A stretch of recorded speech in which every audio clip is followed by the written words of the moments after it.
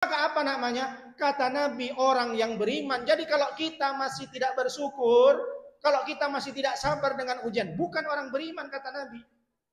Itulah kenapa jangan sampai kita julid baper dengan kenikmatan orang lain. Saya kasih contoh satu. Ada seorang laki-laki kaya raya, bos besar, bawa mobil besar, jalan lewat tol.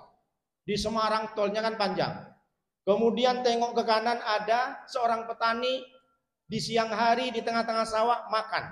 Konon katanya makanannya dibawa sama istrinya, dibawalah sayur kangkung, sambal belacan, ikan teri. Nikmatnya luar biasa. Apa kata si bos yang naik mobil besar? Bilang sama supirnya, tunggu supir, berhenti dulu. Mobilnya bagus, bukan mobil Alphard Innova, bukan, GMC. Yang besar tuh, yang di Arab-Arab. Tukang bengkel punya banyak tuh GMC. Kalau di sini enggak, mentok-mentoknya Alphard. Padahal lebih kaya di sini kalau hasil bumi. Di sana batu semua Mekah. Tapi kok bisa kaya? Orang yang punya warung kecil-kecilan mobilnya gede-gede. Itu pun enggak dirawat. Lecet sedikit dibiarin. Kalau di sini Pak lecet sedikit ngamuk Pak sama tetangga. Gara-gara parkir di depan rumah kan. Kena motornya. Seminggu itu berantem.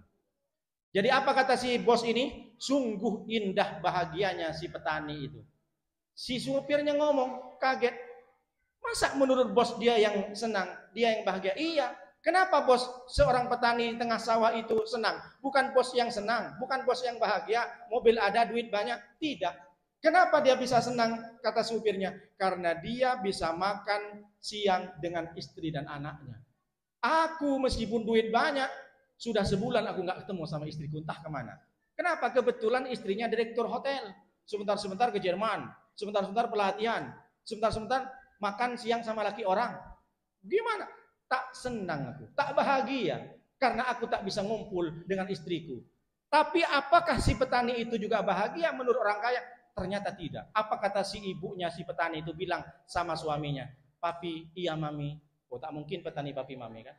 Pak Bu lah. Pak iya Bu Tengoklah orang kaya Pak Bu naik mobil besar, badannya sehat, bajunya mantap, duitnya banyak. Senang ya jadi orang kaya, kemana-mana nggak kotor semacam kita nih. Ternyata istri petani juga nggak bahagia. Kata si petani yang bahagia yang kaya. Kata si orang kaya yang punya mobil besar, si petani yang bahagia. Paham sampai di sini Bu? Ternyata kebahagiaan itu bukan letaknya di hati orang, bukan letaknya di mata orang, bukan letaknya di tangan orang. Ternyata dua-duanya orang yang tidak bersyukur.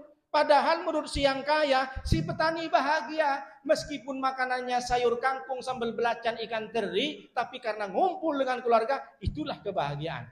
Tapi belum tentu prediksi versi dari orang petani. Ternyata yang kaya, yang enak, yang bahagia. Kenapa? Duit ada, mobil ada. Dari sini kita bisa ambil hikmah Bapak Ibu. Bahwa jangan sampai kita nengok orang lain yang nampak di depan mata kita bahagia. Belum tentu. Kebahagiaan itu adalah di rumah Ibu. 3 saja, aman jiwa, badan sehat, ada yang dimakan, ibulah pemilik dunia. Dari sekarang tak perlu bilang kurang-kurang terus. Jangan terus bilang kurang terus, tertekan suami lama-lama mati. Banyak suami mati karena istri. Di tempat kerja ditekan sama bos, di rumah ditekan. Pokoknya bang, selain baju kapal, beli cincin. Mahal mas, sekarang sudah 1,7 mama. 1,7 kan Bu? Pak Ustadz update meskipun saya nggak pakai emas. Orang rumah minta terus. Saya bilang saya kasih hadis ini. Oh jangan julid lah, ini hadisnya. Selama makanan di rumah itu masih ada, iyalah bang putih, mau mawan bang putih katanya. Ini tak betul ini. Jangan dikira istri ustadz juga nggak nuntut juga. Tapi untung saya kasih kesadaran. 3 kali sehari saya kasih ceramah, baru dia diam. Baca dulu Quran itu. Alhamdulillah. Maka apa maknanya? Kita bina rumah tangga kita dengan baik. Artinya dengan apa? Dengan Al-Quran. Itu yang pertama. Yang kedua, manfaat Al-Quran. Apa manfaatnya Pak Ustadz? Wa nunazzilu minal Qur'ani ma huwa syifaa'u wa rahmatul lil mu'minin. Aku tidak turunkan Al-Qur'an itu kata Allah kecuali menjadi syifa. Syifa itu apa Pak Ustadz? Obat. Wa rahmatun dan rahmat kasih sayang lil mu'minin kepada orang-orang yang beriman. Zaman dahulu Bu, Pak, orang kalau sudah kesurupan dibaca